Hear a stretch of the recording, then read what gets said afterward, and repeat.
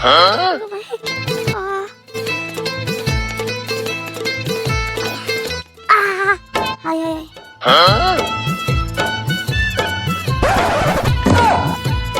सासूबाई, हे कुठनं फुटून आलाय सा? तू आधी खाली बस, सांगते तुला बाई. अहो पदर लावला सा तोंडाला, काढा बरं. हे नको बाई असं अहो, काढा. अगं बाई, एवढं काळं झालाय सा आणि पाक सुजलाय सा की, असं काय गुण उदायले तिचा एवढा मार खाऊन आलाय? अगं काय गुण उजळलं नाही, दिवाळी आली नाही का, शेजारीला दिवाळीच्या शुभेच्छा द्यायला गेली. ओ, दिवाळीच्या शुभेच्छा दिल्या म्हणून एवढं कोण फोडतंय वे? नक्कीच तुम्ही काहीतरी कांड केले सा, नाहीतर ती काही येडे येते तुम्हाला फोडायला.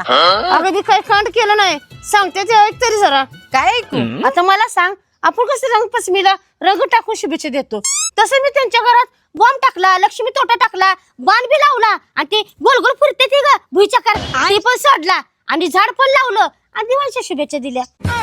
अहो, तुम्हाला काही येडबीड लागले काय? आता त्यांचं सगळं घर पेटलं असेल की, असं कोण दिवाळीच्या शुभेच्छा देतं वय?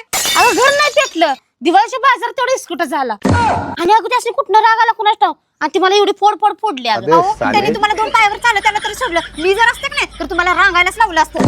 म्हातारीचा तर वनवास झालाय, सणासुदीची गल्लीत राहून देते का नाही कुणाच ठाव, दुसऱ्यांच्या घरी जाळून आल्या. बया सुनबाई म्हणते ती पण खरंच आहे, मी आपल्या चांगल्या मनाने गेलती दिवाळीच्या शुभेच्छा द्यायला. मला काय माहित आता त्यांच्या घराचा एवढा जाळ होईल. असू दे, त्यांच्या घराचा एवढा इस्कुट झालाय म्हणलं त्याने राग येणारच की, म्हणूनच मला मारलं.